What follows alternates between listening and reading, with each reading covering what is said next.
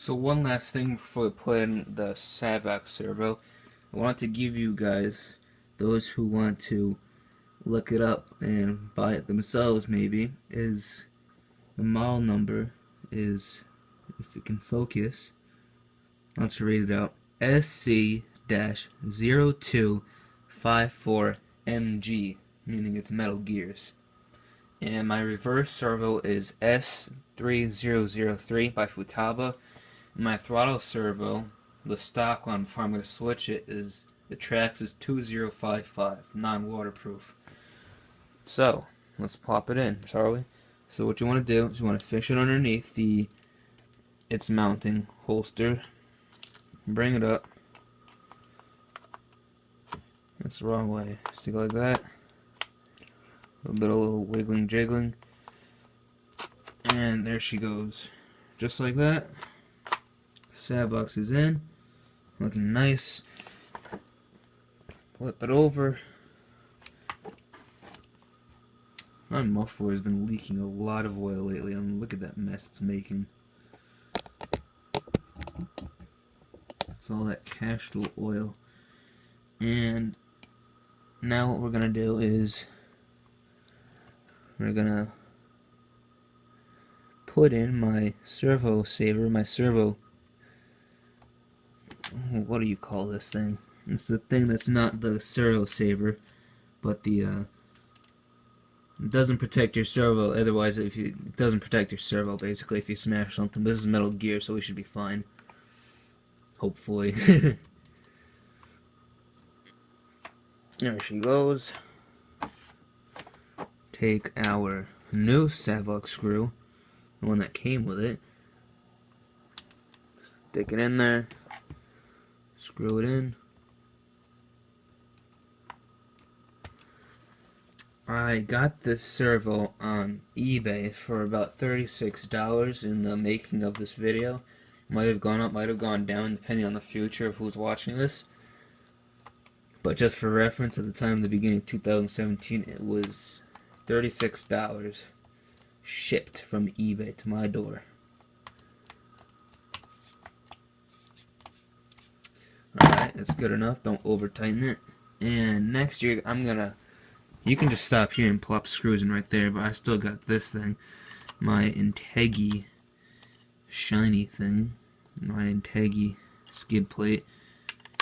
No, I don't even think I need that. Screw it. We'll just go straight into it. No need for that skid plate anyways. Actually, we'll do it anyways. I mean, I have it. I don't have any other T-Maxxes to put it on. It's just going to collect dust if we don't put it on. Pop it on there. You want to put your screws in here first.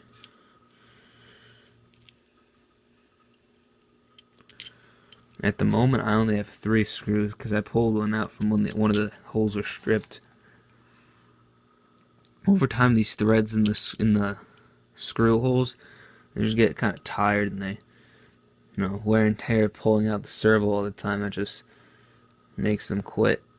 Makes the threads have wear and tear and just not holding your screw anymore, which happened to me. And since while we're doing pretty much a complete makeover of this truck, might as well do that. Just put those new servo mounts. Because I remember seeing that waterproof one. It was shaking around a little bit without that 4th hole holding it in. Without that 4th screw. And there goes my screw.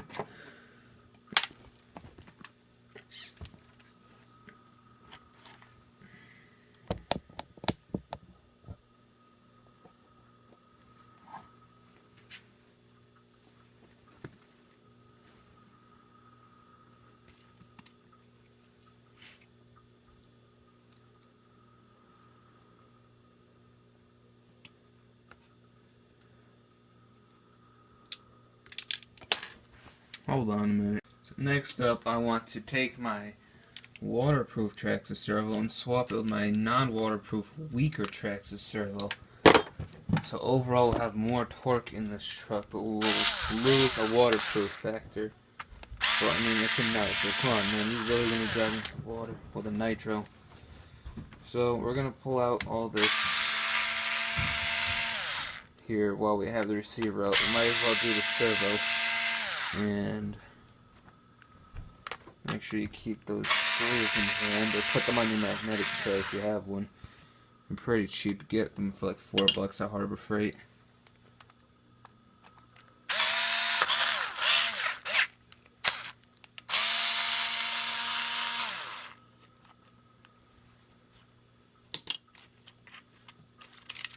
And there she is.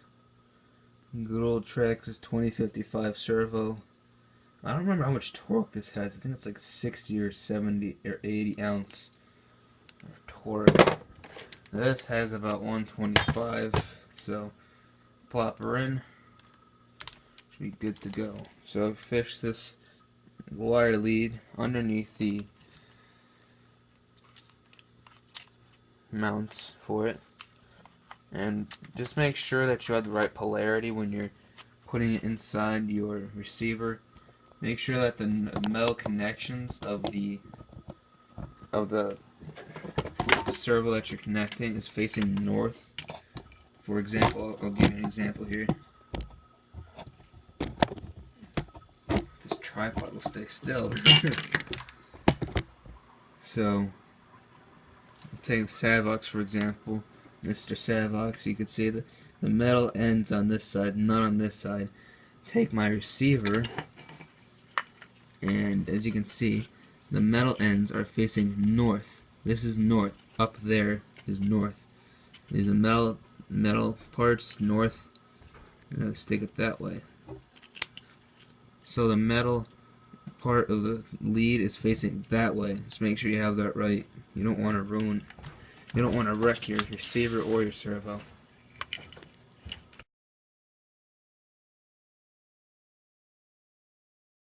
Guys, that's pretty much it for the servo swap episode of this series. I put a better Savox servo. You know, we lost the waterproof in this, but I mean, who cares? You know, we're not driving a nitro through water. Shouldn't be doing that in the first place. Wreck the engine. And we got the metal gear, so if we hit a bump or hit the curb, it's not the gears. We don't have to think about them stripping. Hopefully not. And we got the waterproof throttle servo. I'm not after the waterproof at all. I just have it because it's a strong servo for the job that I'm using it for. You know, got that nice braking power. So one thing I recommend you guys do is when you have all your wires done, take a zip tie or a couple of zip ties and make a nice knot and just zip tie it right on to the shock tower right there. It'll make it really nice and organized, and it gives it a nice finishing touch to the truck where all the wires aren't scattered all over the truck.